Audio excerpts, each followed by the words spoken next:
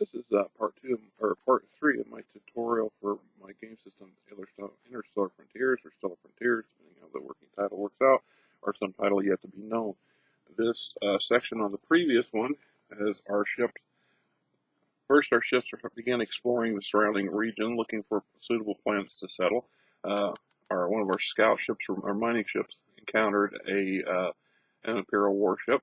We then, on the second installment, designed that particular ship, and with the intentions of negotiating with the ship captain in order to find out some viable information potentially for a breathable planet nearby. So, in this particular installment, I'm going to show how to create personalities or characters or NPCs or however you wish to look at them. And we'll walk through this step by step. It won't be as extensive as the ship design, I hope. We'll read from some of this stuff so everybody's on the same page. Creating house characters and NPCs. House floobs, flunkies, ministers, sub-ministers, ship captains, agents, personalities fall into two categories. House lord's characters and the non-player characters that fill the universe around them. The player, you, knows his own floobs, genders, genomes, and basics. If they have the skills or cybernetic implants, it is because you have arranged for them to be trained or go under the knife. Ranking comes from experience, related to events that you have tasked them to and helped them conduct. The level of tech for the gear they possess has been provided for them by you. NPCs, however, like a newly arrived platinum, or that syndicate boss causing the house problems, must be created, and the way we do that is by rolling up their backgrounds and compiling a bio on them. In the background, house ministers, platinums, guild reps, Imperium bureaucrats, the list goes on.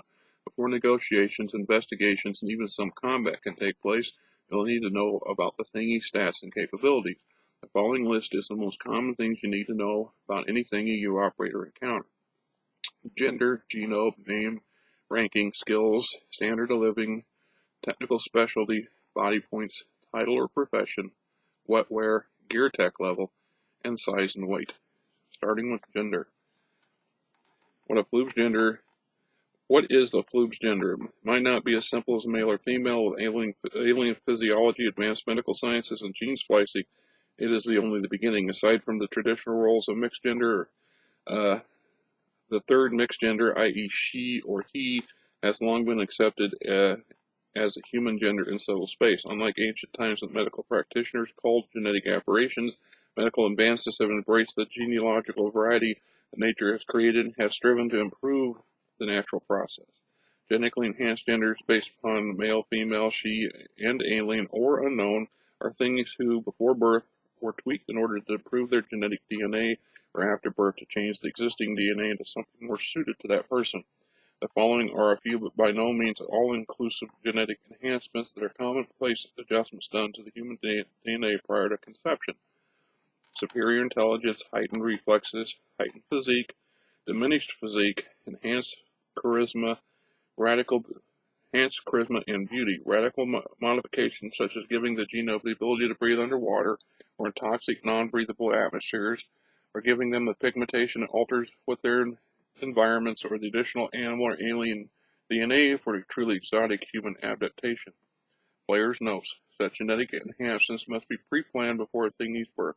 Process requires access to tech medical facilities, research labs, as well as genetic blueprint research. Beginning houses simply do not have the capability to shape their own thingies in this manner. So what we're saying in this particular thing is if you played the game far enough into advance that you could get yourself up to the core house level or the Imperium level, you potentially could custom create your own alien races, your own human genetic versions of whatever. But in lieu of that, the world around you, the core houses, the Imperium itself, they've all done this. So the fact that they're out there doesn't mean the player, has to develop that. We can just roll for these NPCs.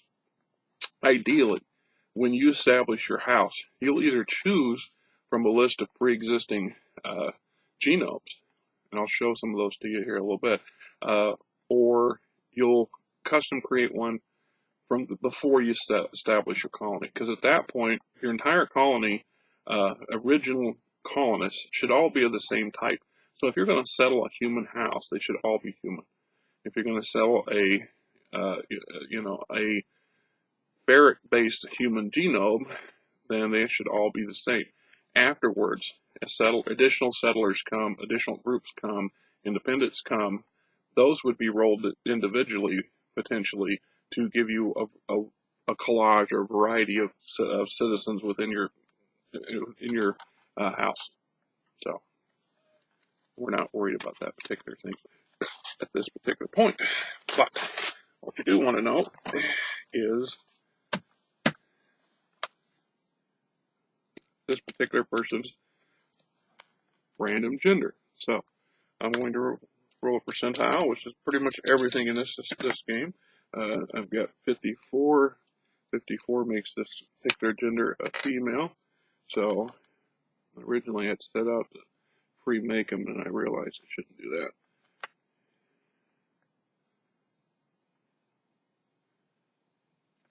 that. And I've got a name for this person. Just make a slight adjustment to it.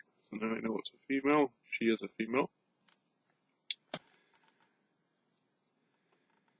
So if you get genetically altered, re-roll on the gender chart to determine the original gender before adaptation. The re-roll to see what the gender is changed into. 2 for alien or unknown. 2 reserved for truly extreme cases or highly unusual aliens. Best to re-roll unless you have a solid grip on what you're thinking. It's fine. And now, genome. There are hundreds of genome types in the galaxy. Many are based upon genetic manipulation of human DNA, and while these make up the majority of known genomes, there are a few true alien species as well. Pure humans, the human genome, which has been altered, genetically altered. Many trues go to the extreme to avoid intergenome breeding or wetware, fearing to dilute their genetic pool or becoming somehow less human. And then there's the genetically modified human or exotic human. Majority of things inhabiting cellular space today are the products of human genetic programs over the past 8 millennia. For an example, a very common genome is the ovinous human DNA crossed with the ovine, i.e. sheep DNA, to produce a docile thing with a herd-like mentality. The ovinous were genetically created over 6 millennia ago to serve as flukes of the first grand and glorious human imperium as administrators and technicians, mostly passive, diligent beings. Ovinous have long since developed into an evolutionary path all of their own, and now considered an exotic human species, can be found all across subtle space. Aliens. While humanity likes to lord the fact, as known to date, humans were the first truly interstellar species. With the invention of the earliest, albeit crude by modern standards, jump drives, humans have worked to spread themselves across the stars. One of the first truly alien species they encountered were the Katarans. A genome evolved from the primitive hunting cats of the Kataran homeworld. Feline in almost every way, the Katarans proved to be quick learners. When humans first encountered them, the Katarans had already reached steam age, were on the cusp of their own industrial age. So, we will roll for a random genome.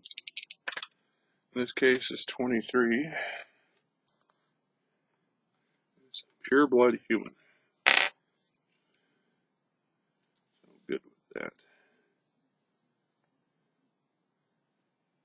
I forgot to add that in there. So, and in this case, pure blood human, and that makes their size a medium. Standard. For new and not listed genomes, see designing new genomes. Name. Now that you have a generated genome, you choose the name. How you choose your NPC or house flute is up to you. The name tip, practical way of keeping track of who's who. Suggests that you keep a bio or a log for each world, listing the name of NPCs and house flunkies assigned there. So in this case, I've already see that's not going to work. Denari goes Bando. Good. All right. This is a standard personal file sheet, although I kind of hacked it by forgetting to add the genome section, but it is here. Now these are what this is, examples of a who's who file, and you would have 3 of these to a page, 4 of these to a page. These are generic stuff. So everything I'm going to roll for this sheet, for the most part, could be shoehorned in here.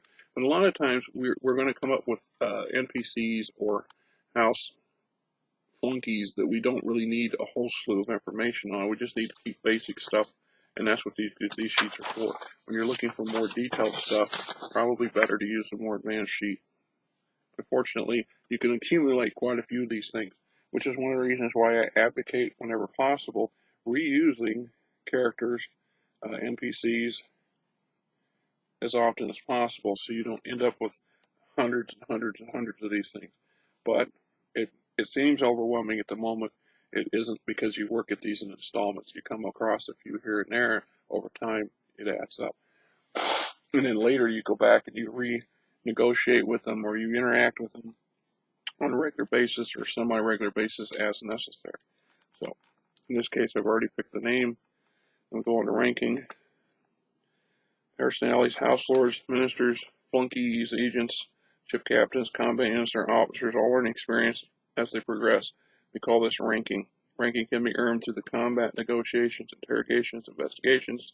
Standard 1 point per cycle adjustment. Red shirts, non-house flunkies, NPCs, enemy forces, blah, blah, blah. Only gain ranking through events or combat. So, this is important to note. Your house personalities, your house NPCs, including your house lord, gain basically 1 point of ranking every round, every combat, every cycle, every round, where they add additional points. So if the ship captain negotiates with this person, that ship captain's going to get 2 points, one for his or her regular cycle ranking adjustment, and one for having interacted with this particular person, win or lose. This particular person would get 1 point of ranking, because she was involved with the negotiation with our person. The reason we do that is so later down the road they increase a little bit slower than ours in capability. That way there's some advancement without becoming overwhelming. Use the following formula to calculate the modifiers for randomly rolling NPCs. So in this case, ship captain or military officers plus 30. We don't know what her standard of living is, so perhaps we should go do that one next.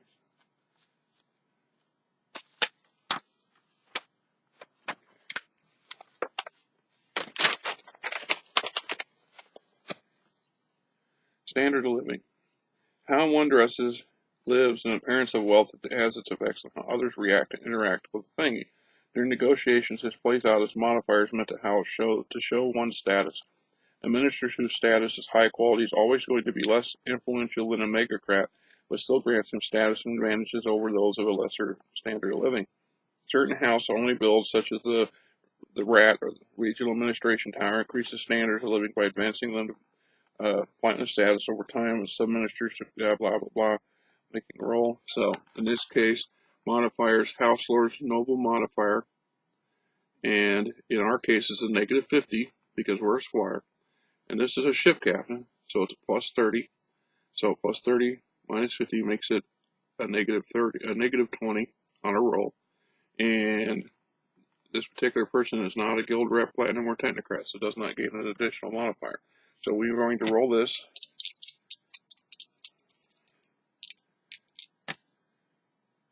We got a 50.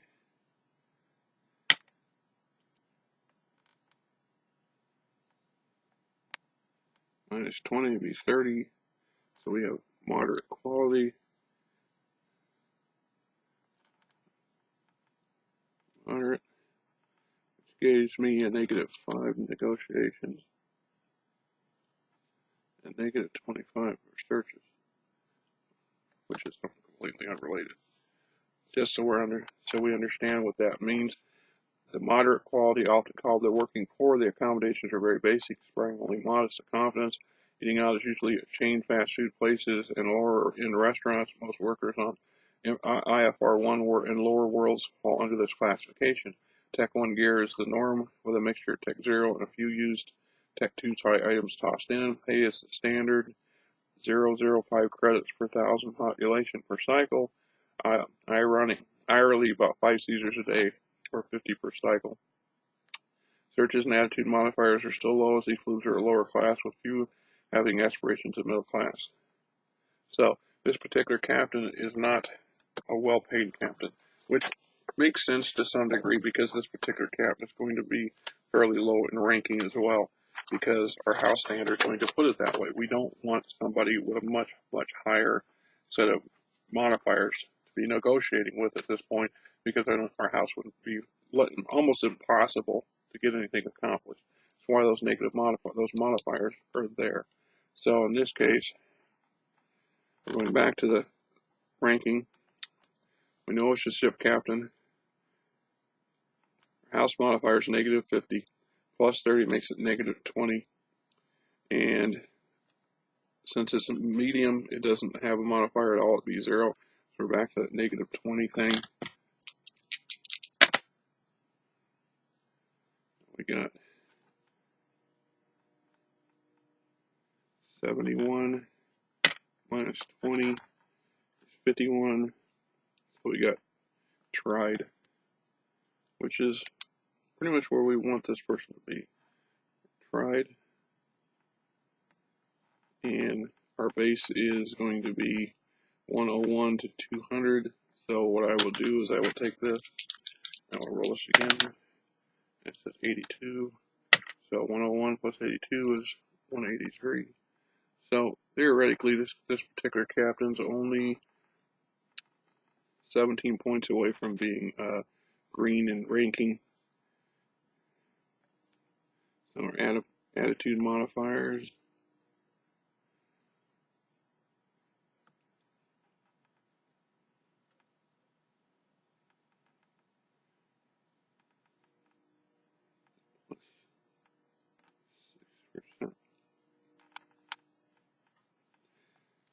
It actually gives you a working example how I just figured this stuff out.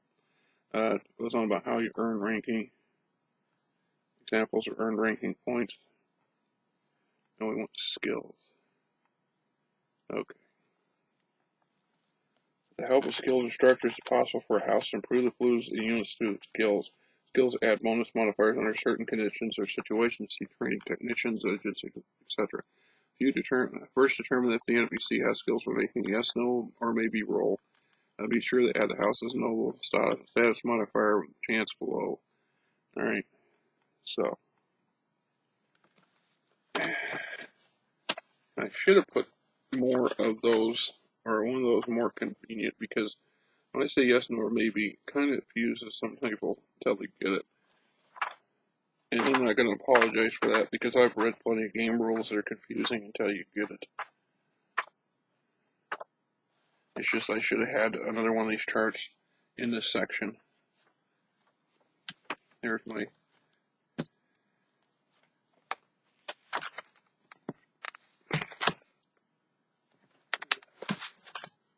yes, no, or maybe chart. It serves a number of purposes. But we're going to roll this.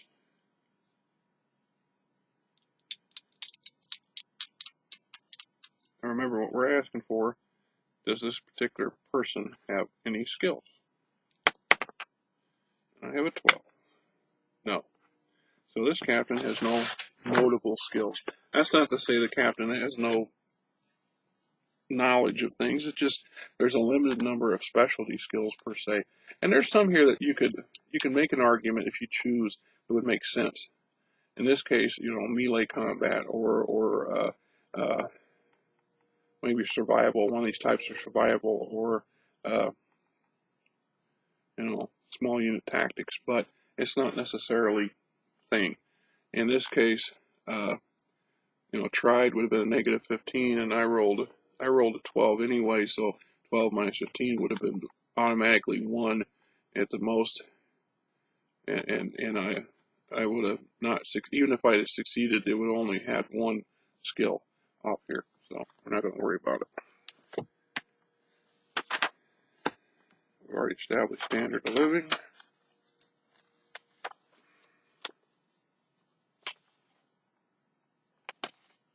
And because this particular character or NPC is tried level. They are not sufficiently high enough in their technical base to have a speciality. See right here it says tried tech level 1.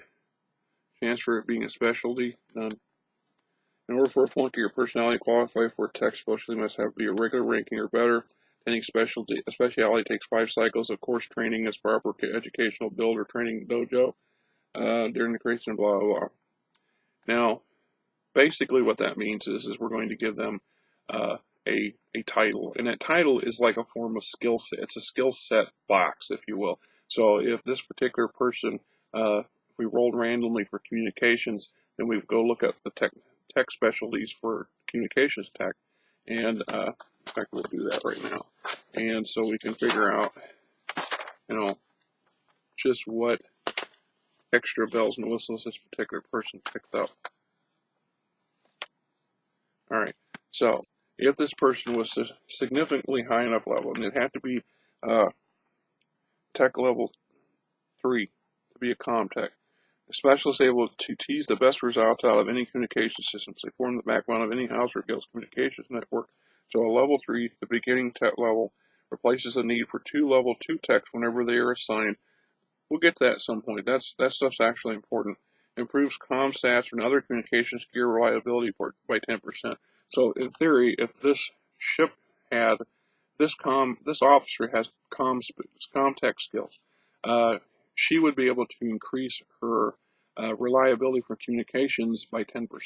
Remember what I said, the ship's limited to X amount of distance. So if it's 6 light years, at 6 light years, it's a 50% failure rate for communications at a longer distance. In this case, it would be she would add her 10%, which would reduce that to a negative 40% or a 40% chance or less of failure, as opposed to a 50% less chance of failure. She also increases her ship's communications range by 1 light year. So now this ship now has a range of 7 light years and not 6. And at 7, it would be a 40% chance or less of failure. And pretty much that's it for the level 3 version. And as they go up in their levels, they can gain additional bonuses and modifiers. A lot of that stuff doesn't make a lot of sense at the moment, but that's understandable. We're not at that point. You shouldn't be able to utilize those right out the door anyway. Ideally, you don't want that. It's the same thing where it says title or profession, rolling for something. Well, we don't have to roll because we already know this particular person's title or profession is a ship captain. Or in this case, I just called her an imperial captain. So, there's no bonuses for being a captain at this point. Now our next thing is wetware. Like skills and specialities, the higher ranked and the wealthier a floob is, the more likely they are to have picked up cybernetic and bio implants. To determine if the NPC has wetware, roll a D100, add the following modifiers, then roll on the yes, no, or maybe chart. See, once again, I should have had that yes, no, or maybe chart placed here as well.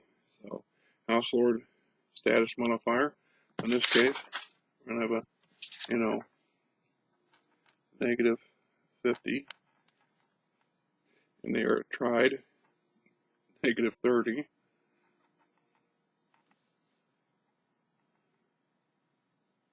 Oof. Alright. Means they got a negative 80% chance. I don't think you can even get a hit on that. We'll go look. Yeah. Even if we rolled at 100 minus 80, it's still a no. So and that makes sense. We don't want these early entry level whatevers that your house is going to have to deal with to have any kind of major advantage over what you already have in game. So in this case, we will say no, none for now. That could change down the road. And now gear tech level.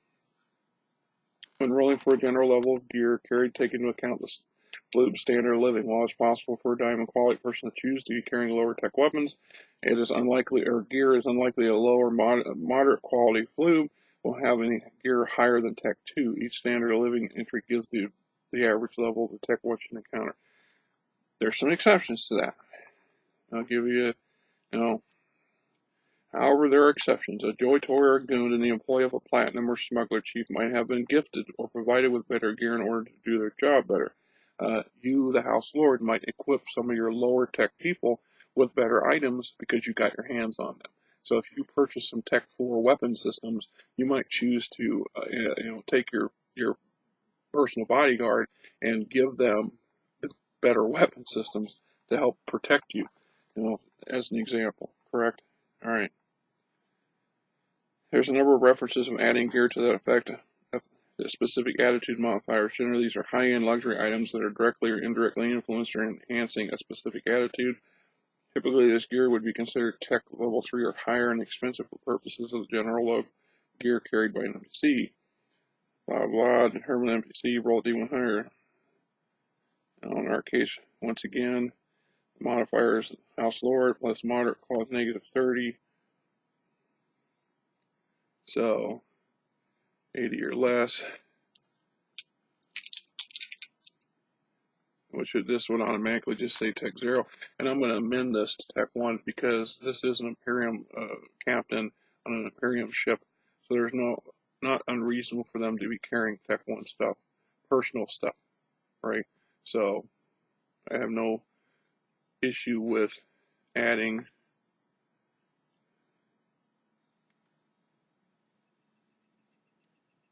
the base. Okay. Now we're going to get on the body points and size. We don't have to roll because we already know. Each living thing can only suffer so much physical harm before they die. In this ultimate measure by which damage is inflicted, reach 0 body points and the agent, trooper, or goon is dead. Since not all genomes are created equal, we have divided them into categories based upon size. We know that this particular person is a medium person. Gives you the random base for height and weight categories in here.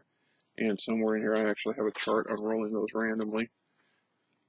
But I'm not going to go dig that up at the moment. So in this case, I'm going to, put 1.6 meters, and we'll say 50.3 kilograms. Medium is the standard size for pure humans, and the size by all which others are measured. Body points are 3.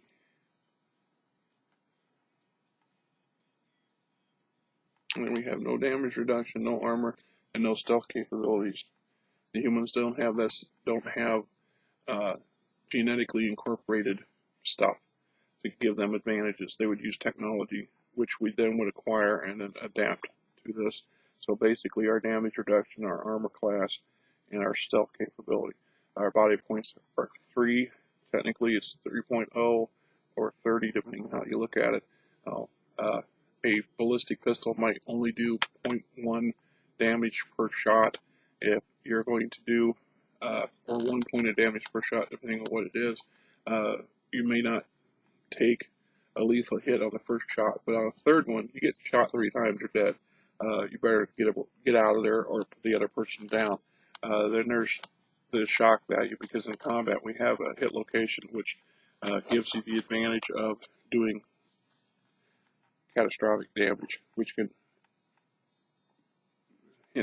enhance the speed of dying.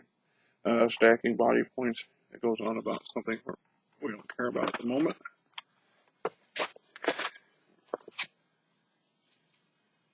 Okay. And then theoretically age. Thingies' age and cell shape can be deceptive. With all age gene therapy, most thingies appear at a prime of their lives are actually centuries old. The older one gets, the more resistant the body becomes to gene therapy, another medical procedure. Cloning and bioorgan transplants as well. Cybernetic implants become more necessary, reducing the fluke's body points to the point they become more machine than human. That's a good thing to point out. If this particular captain did have a cybernetic implant or a bio implant, there's a cost to the body points for these. So there's a cost of checks and balance. That way you can't create the uber cyber knight without that uber cyber knight having an extreme low set of body points. A good significant hit in the head could kill them, but they're going to have such high armor class and such high damage reduction and personal shielding to compensate for that, but at the cost of their physical. And technically, body point is also considered, metaphysically speaking, what makes a person a person. So if you were to look at Darth Vader as an example, Darth Vader lost a lot of his physical person when he fell into the lava pits, and it was replaced with cybernetic electronics. General Grievous is an extreme example of that. He was very, very machine-like, and there was some issues that came with that. So we're not going to get into that here because we don't care. This section on training technicians and agents, so on and so forth, doesn't matter. So in this case, we got our basic skills, which we have none. We have none. No cybernetic implants. Technical weapons and gear, which at this point I'm not going to worry about because this person is not going into a combat situation and not going to be hacking, slacking, or any other things of that nature. So there's no real need to go into that. I do want to touch on the attributes, or stats, if you will.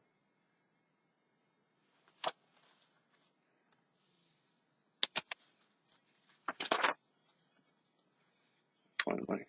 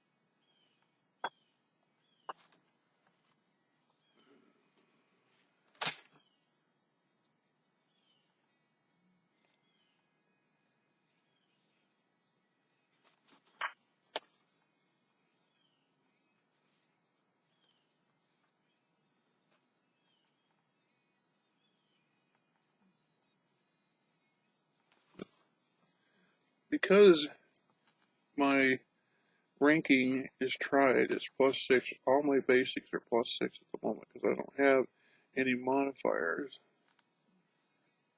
to work from. I still want to explain a little bit of these things.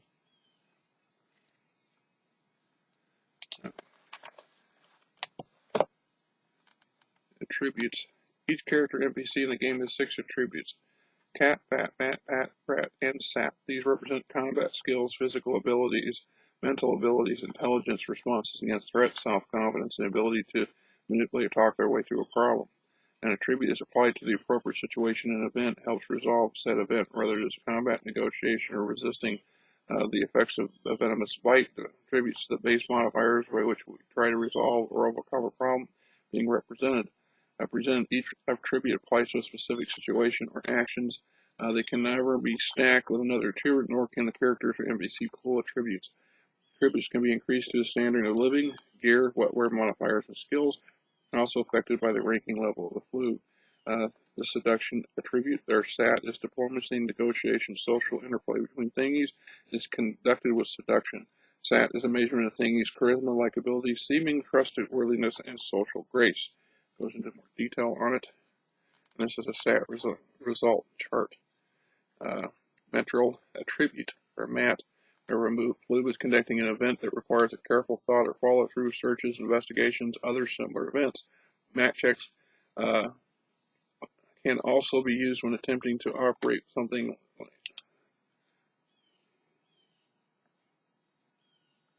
Also use attempting to operate something, place explosives, disarm explosives, temporary, blah, blah. Fear attribute. Fear is a great motivator, a famous phrase from an ancient Earth. When attempting to intimidate a floob or resisting interrogation or how a thingy or a group of thingies respond to threats, challenges, or being cornered. That can also be both a gut reaction, i.e. instinct for survival, or it could be a cold, calculated move to put an opponent on the defensive. Reaction, or rat, serves as two purposes. Major thingies, agility, balance, and ability to act quickly in response to a threat. Second is to help you judge how an NPC has reacted to a sudden change in venue, topic, or momentum of an ongoing event. This is a judgment call.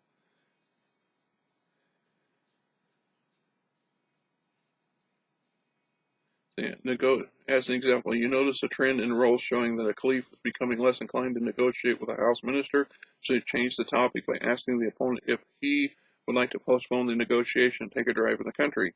A rat check will give you an indication of how the caliph reacts, allowing you to proceed or in the event. Physical attribute, or pat, climbing a wall, fighting off the effects of a venomous bite, sitting an overland distance an agent can hike, are all forms of the physical attitude. Pat is used mainly at a personal scale when you determine if your floob can achieve something physical. And a combat attitude that goes a little more extensive, but cat is the thingies based on combat ability, how well they shoot, how good they are in a flat fist fight or when slicing through an electronic software defense. Cat is a combination of the other 5 attributes as they apply to a combat situation. See the chapter on combat, so it has a different set of stats for that particular thing. And so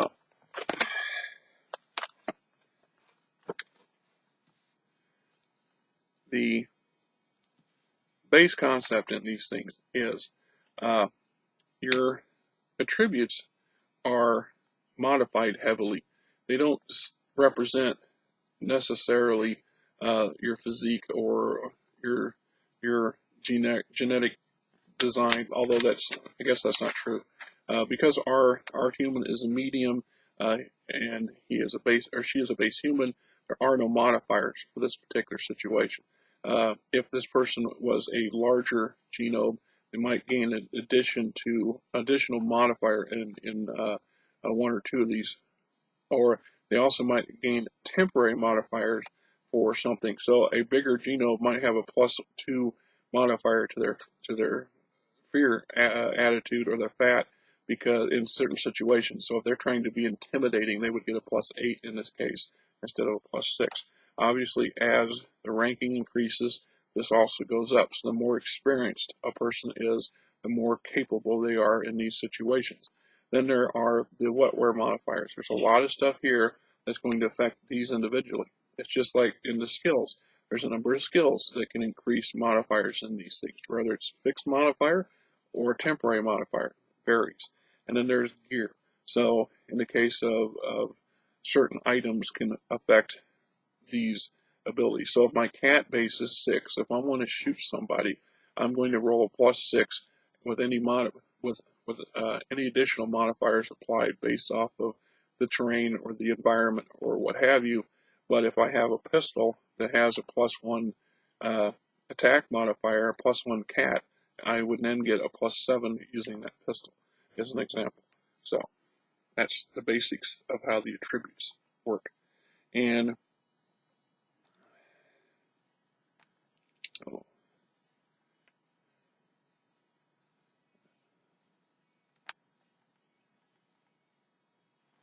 detection basis, same.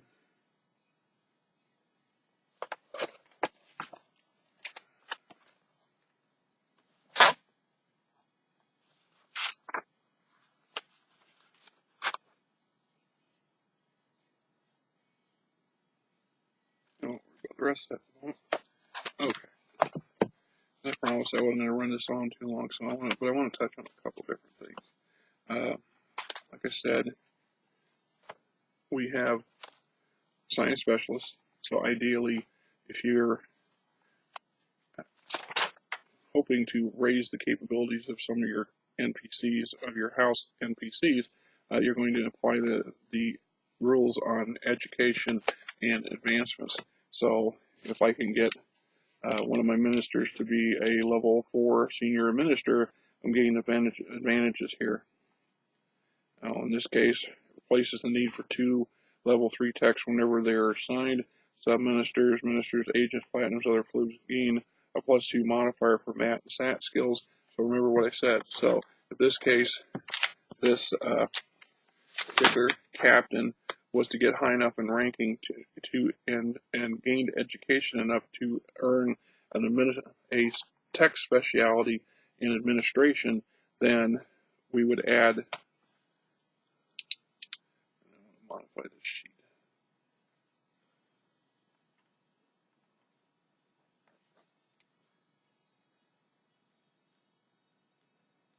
I must have to add that thing on there. Would add additional +2 modifiers to both mat and stat rolls, and also increases production in one build by 5%. This benefit does not stack with other administrators. So if I have myself a slew of these technicians, and I assign one of these people to my shipyard as an example, my shipyard's going to, be able to produce components at a 5% faster rate, which doesn't sound like a lot, but there's other technicians and other technology that can plug in that will make things go quicker and faster. Now, another thing is personalities themselves. Now, there's certain roles in the planetary, in the ship traffic roles and the planetary encounter roles that include the addition of what they call personalities, and that's would be character classes if you want to make the argument for character class. When a house or epic level characters, I guess however you want to look at it, when a house character or NPC becomes more than a mere ranking and technical skill, they earn the classification of a personality. Key roles in any house are assumed by the thingies who require just a bit more detail and upkeep than the average flunky. Remember the difference. This is a key difference between having to use this kind of sheet to keep track of all your stats of a particular NPC and one of these. One of these gets you the base information you need, so your base setup, base modifier. That way, all you're going to do a quick negotiation or a quick skill check or whatever. You don't have to go very far. But if you're going to really develop somebody, your house ministers, for example, will end up being personalities. Your house lord would be a personality. By every means, conduct that house lord like you would everybody else. Although your house lord begins with as untried and has to work his, her, or its way up the chain, just like anybody else.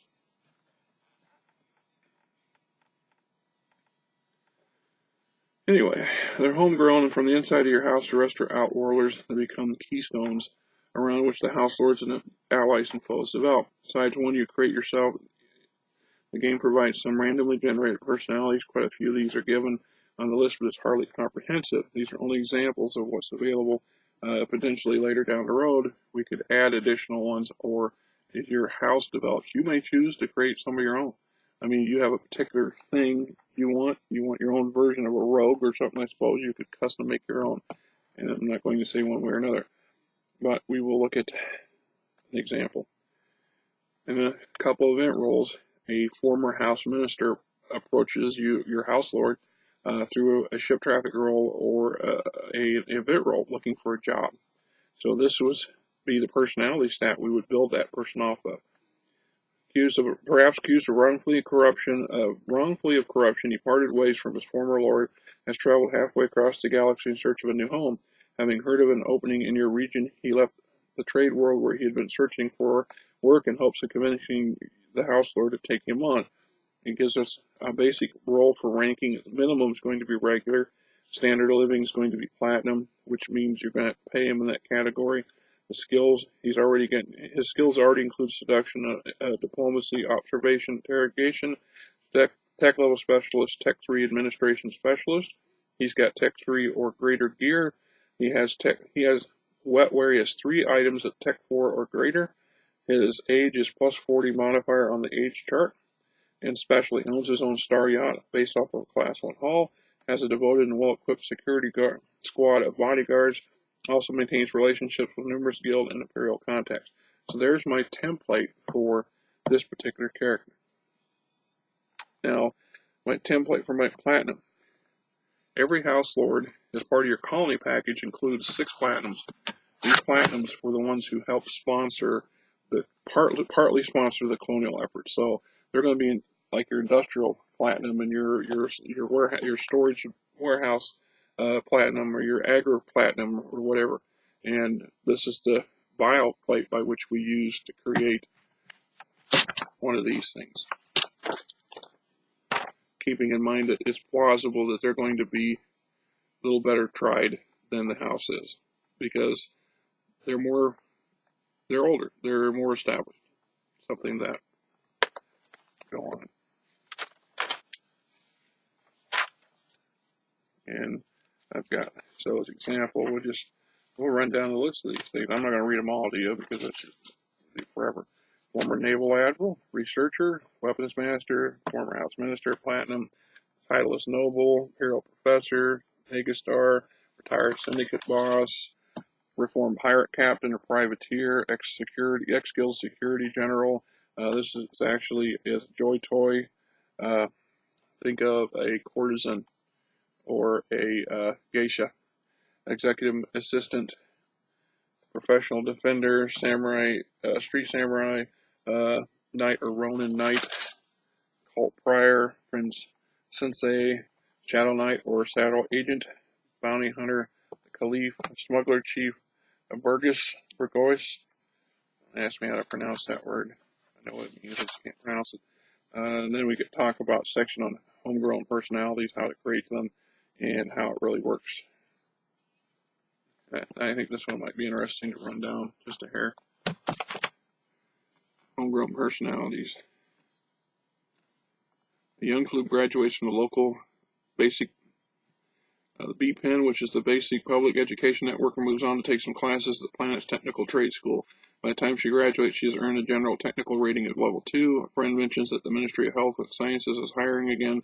She drops off her data entry, hoping to be chosen. A few cycles later, an e-burst has left her portable comp, telling her to report to the Office of the Sub-Ministry of Research and Development. Hired on as a data processor in the Ministry's general tech pool, she works hard. A year passes. Her ranking reaches green, lifting her to the general level of technician.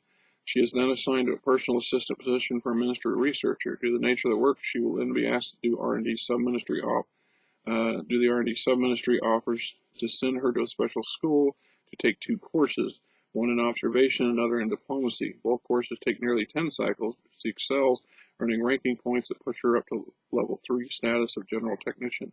She then works for the researcher for another year, and her abilities and spunky personality draw the attention of the sub-minister of another planet. An offer of job is sent, conditional if she attend the regional university and gain a specialty in administration. She agrees. Now, so basically, this is walking it down through how this really works. You pluck a general tech 2 out of your ministry pool of red shirts and create a personality bio for her. She is to be a personal assistant. Since she isn't ranked high enough yet for specialist training, you send her to a 5-cycle training education EDU staffed with specialists who teach her 2 skills. Seduction/diplomacy and observation/interrogation, giving her bonuses to her SAT and MAT rolls. You update her bio sheet. 15 cycles later, a slot comes open in a wetware clinic that you've set up, so you pick her for a Tech 4 neural implant, increasing her MAT skill and giving her her MAT attribute and giving her the abilities to increase her searches. You also increase her pay grade to standard of living to high quality, giving her 1 search option per cycle. You update her bio sheet. 30 cycles later, you start planning on setting up a new colony, and you need a trained administrator specialist for sub-minister. The PA has a required ranking by now and has skills in which will increase their usefulness to you, so you drop her into a 5-cycle class, increasing her general level of Tech 3 status to that of administration specialist, Tech 3. 45 cycles pass, she ranks up to level 4 administration specialist. You then again transfer to another PA position on a different colony. Before doing so, you send her to a regional university where you give her a 5-cycle specialist training in science, where she also attends 2 different skill classes, gaining electronic skills and the slicer skill. electronic slicer. 25 cycles later pass and her ranking increases to level 5. Administration and level 4 science specialist. The slot comes open for a class in software programming, so you assign her to it. You also set her up for a 5-cycle course in martial arts, i.e. light combat. As she nears the end of training, you start putting together a new, more secret R&D lab in a place where you hope your nosy neighbors and several other players won't find it. She'll do as an administrator for the outpost, as well as being able to operate one of the 5 science prefabs you're placing there. To make her even better, you upgrade her wetware. You also give her a diamond status, a standard of living, so she can then gain from the additional bonuses that come with it. Creating your own personalities from such scratch isn't hard, it just takes time, planning, and a proper support elements in place. Some can be had at trade worlds and NPC house control planets. Others come to you when you create them. Create them as needed. The same process used to create the shadow agents and shadow operatives is the same used to create multifaceted thingies that will give your house an edge in some portion of its operations. So in theory, basically what we're working on here is that every basic NPC that comes along starts out at untried or tried, maybe a Tech 1 technician. And you can acquire education prefabs, you can build education builds, you can then bring in specialists who are already trained and staff those facilities, and then take raw technicians and put them through a training course to gain them these skills or these modifiers. You can also set up a clinic, a cyber dock or a wetware clinic, and acquire the materials needed to install enhancements into chosen NPCs or player characters, if you will, however you want to look at it, to increase their stat abilities, increase their extra abilities, give them better defenses and faster speeds, and so on, depending on what you goal for them are. And you can also then acquire better gear and provide them with better gear. All the while, you're continually building this character up. You're actually building up a slew of characters. One of the things about spying in this particular game is if you want to truly use that well, you can't depend on hiring outside mercenaries to go do that sort of thing for you. You're going to build your own spy network up. And in that framework, you're going to need a certain specific number of special agents, shadow agents in some terms. 007s is another term we co-opted on occasion. The idea being is you're going to let them do various missions, and then as they succeed, they go up in ranking. As that increases, you give them better wetware, or give them wetware altogether. You send them to specialty training courses to give them additional skills and increase those skills that they have, and then provide them with better equipment. Ideally being that this means that when they go back into the operation, they'll be even better. And you need to do this to some degree, because if your opponents are doing it, they're going to get better than you. You're going to find yourself at a big disadvantage.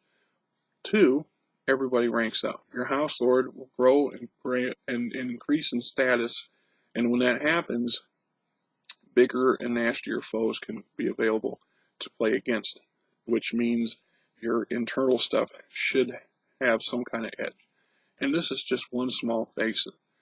Keep in mind, if this isn't the sort of thing you want to deal with, you just use the plug-and-ready stuff that come along, and you ignore all this extra.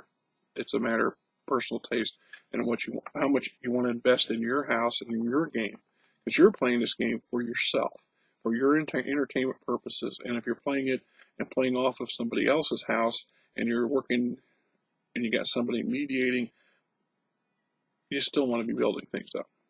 All this takes resources and money and time, and it's all part of this never-ending quest to build an empire. That's just my take on that stuff. All right, so for that part, this was how to create a generic NPC for a potential negotiation. In my next installment, number 4, we will conduct this negotiation. I will go ahead and roll up the stats for my ship captain and create them, and I'll type up this so it's a nicer, neater form, and we'll then conduct a negotiation and see what happens. Thank you for bearing with me on this.